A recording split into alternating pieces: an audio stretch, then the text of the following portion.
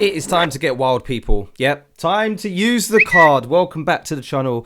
This is FPL of the day. I am Jay London, and in this one, we're going straight in. We're going to have a look at the first draft of the wild card. Yeah, sorry if you've already used it, but why have you done that so quick? I understand we actually have to use it a little bit sooner this year, which I'll get to in a little while. But before we do that, please do hit that subscribe button, especially if you are new to the channel. Thank you one more time for helping me get to 2,000 subscribers. We are on the way now to becoming an established YouTube FPL YouTuber. Do you know what I mean? Right, once you've done that, leave a little like and let's discuss some wildcard drafts. Come on, let's go.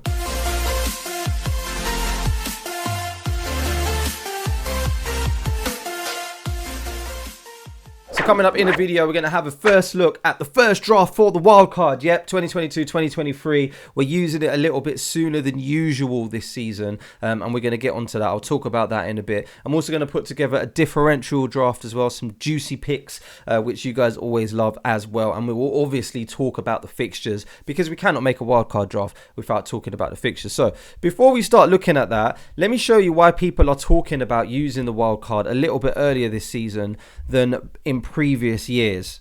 So as you know, we're going to get two. I'm going to put this up here. You can find it in the rules on the official FPL website. Yeah, but there is a World Cup this year, which means we're going to be getting unlimited transfers at some point in the season. So the first wildcard is going to be available until Saturday, the 12th of November. All right, that's the last time that you can use that first wildcard. And then the next one's going to become available after December, which we will probably use in the new year around January. But then what makes things interesting is, of course, we are going to have unlimited free transfers between Saturday, the 12th of November and Monday, the 26th of December, which effectively means, yeah, that we need to use our wildcard draft before the 12th of November. Does that make sense? I hope it does. If not, as I say, you can find this on the FPL official page. But this is why you watch my videos, so you know things like that. This is what makes you a non-casual player, because you know things like this and you watch FPL of the day. So you get brought in with this information if you didn't already know. You probably did. That's probably why you're watching this, because you know what you're doing. So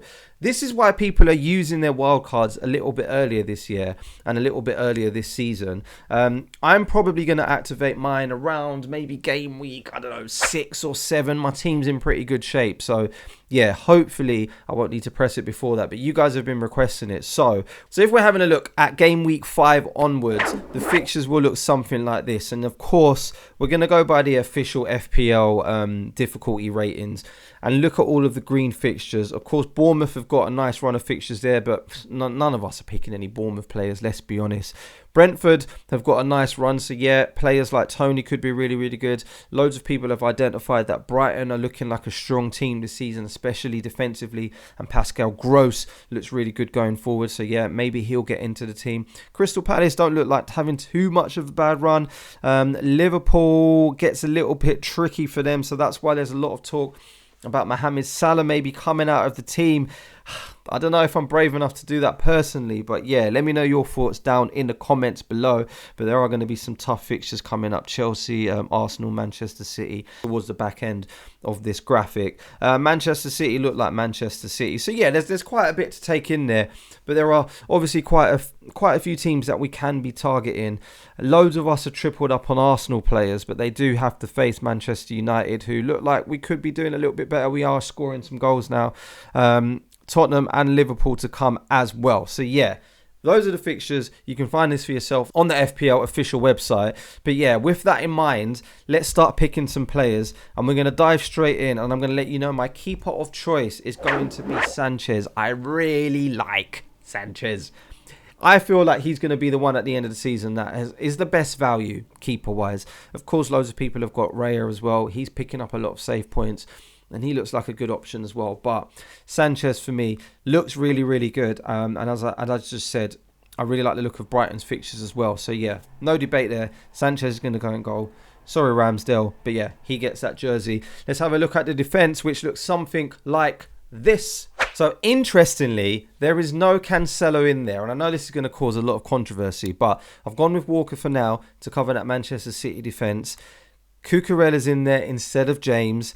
Trent Alexander-Arnold, you know, is not going anywhere. And then my nice, interesting pick that I like here is Dunk. And the reason I've gone for Dunk is, of course, because of those Brighton fixtures. And like I said, I really do like the games that they've got coming up. So I know a lot of people are going to be going with Sanchez. So in order to make full use of those clean sheets, we need to double up. So yeah, I quite like the idea of having Dunk for 4.5, a nice cheap defender who's going to be picking up some points. And then it was a toss-up between James and Cucurella.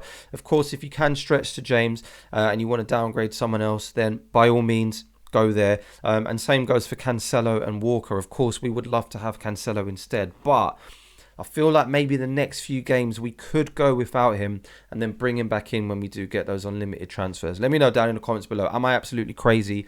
Is Cancelo a guy that you cannot go without? Does Walker cover that? Let's wait and see. All right, let's have a look at the midfield. That looks something like this. Martinelli, of course, is not going anywhere. Neither is Luis Diaz. I really do like the looks of him. And then it is a toss-up, of course, between Salah and Kevin De Bruyne. So I'm going to ask you this question. Are you fed up? Are you frustrated with Salah now? Have you taken him out of your team in a rage? Because I put this on Twitter and loads of people was like, why are you still talking about Salah? I still have a lot of faith in Mo Salah. And yeah, looking at Liverpool's run, I can't see any reason why Salah cannot be scoring some goals. And we know how high his ceiling is. So yeah, I'm going to stick with my guy. You probably won't have that captain armband on there. So yeah, that's just me trolling you. But yeah, I'm happy with Salah. I haven't gone with Kevin De Bruyne because I'm quite happy with just having this man up front, who I'm going to show you next, who is, of course, Haaland. You knew Haaland was going to be in there. So, of course, if you really did want to triple up on City instead, then of course you could do that. But I would do my wild card with Salah, knowing that I can switch to De Bruyne at any point now because I've only got 2 City players in there, rather than trying to start with Kevin De Bruyne and then try and stretch to Salah. So that's another one of my reasoning to go with Salah for a wildcard draft if it was going for this game week right here. All right. Yeah, but then up front, moving on to the strikers, we've gone with 3. Ivan Toney, I know he blanked in the last game week. He did hit the woodwork. And yeah, Brentford's fixtures going forward look really, really good. So yeah, I'm hoping that he does not troll us if he does go in a wildcard draft. And yeah, he does manage to pick up some nice returns as well, because those fixtures that he's got coming up look really, really good. Same for Haaland. He's not going anywhere. And yeah, we do even need to talk about Gabriel Jesus. What a signing. He's been absolutely incredible, and he is staying in our teams right until the end of the season. Yeah, let's have a look at the bench, and this is where it looks interesting and nice and safe and rotational. Harrison's in there because I do like the idea of having a Leeds player. Yes, Rodrigo is a nice pick, but I feel something is telling me that Harrison is the better value midfielder. I don't know why, but yeah, I like the look of him on the eye. You know that I'm an eye test guy, so yeah, I'm really happy with Harrison in there. Ward's just there for the culture. That can be any sort of 4 million goalkeeper. Saliba's in there to cover those Arsenal clean sheets, and then we've got Andreas, who looks to be starting pretty much every game for Fulham as well. So yeah, loads of options here. It's nice and safe, and there's a lot of room to maneuver and play around for the rest of the foreseeable, and if you want to chop and change things, then you've got loads of options here. Do you know what I mean? You can switch around your formation. You can bring in Harrison. Saliba can come in. You can play 5 at the back.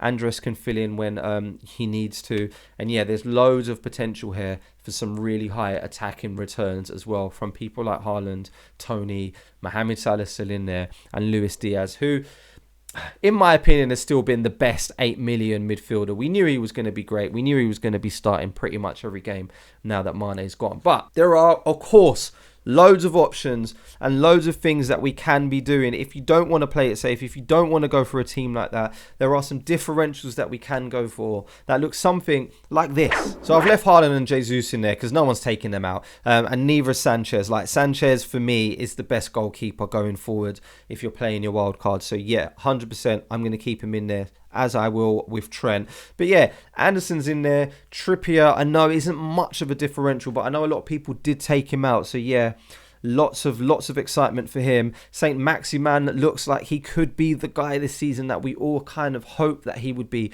in previous seasons. I like the look of Ødegaard. And then the 2 interesting picks that you can see here in midfield are, of course, Bruno Fernandes and Sterling. So yeah, I'm tipping Sterling to actually now go on a little bit of a run and get some nice attacking returns. Of course, his price drops a little bit, so he's a little bit more affordable. And then yeah, if Manchester United continue playing well, then Bruno Fernandes is going to be the guy pulling the strings and behind a lot of the attacks, like we saw when he first arrived to the club before Cristiano Ronaldo came there. So yeah, keep an eye on him. I'm not telling you to rush and bring in Bruno Fernandes, and I don't expect anyone's teams to actually look like this. But as I say, yeah, these are just some juicy differential picks. Eze's on the bench as well. So is Man United's left back. And so is Danny Welbeck as well. Because, yeah, Brighton's fixtures do look pretty good. So, yeah, if you're talking about differentials and juicy picks, then you've got plenty here to feast your eyes on. So if they do good in the next kind of 2 or 3 game weeks, then just spare me a thought, because I'm probably not going to bring many of these guys in. I'm probably going to go with the wild card that I just showed you, and majority of those players, if I do activate it in the next couple of game weeks. It's always the way though, isn't it? It's always the way. So there we go. Nice, short and sweet. That is the first draft for a wild card that you guys have been requesting heavily. So yeah, there you go. I've brought it to you. I'm going to do more of these. So yeah, make sure you subscribe to the channel if you haven't already. We are well on our way. Leave a little like on the video and let me know down in the comments below what you are thinking. When are you planning on playing your wild cards? And I'll see you on the next one, okay? Good luck.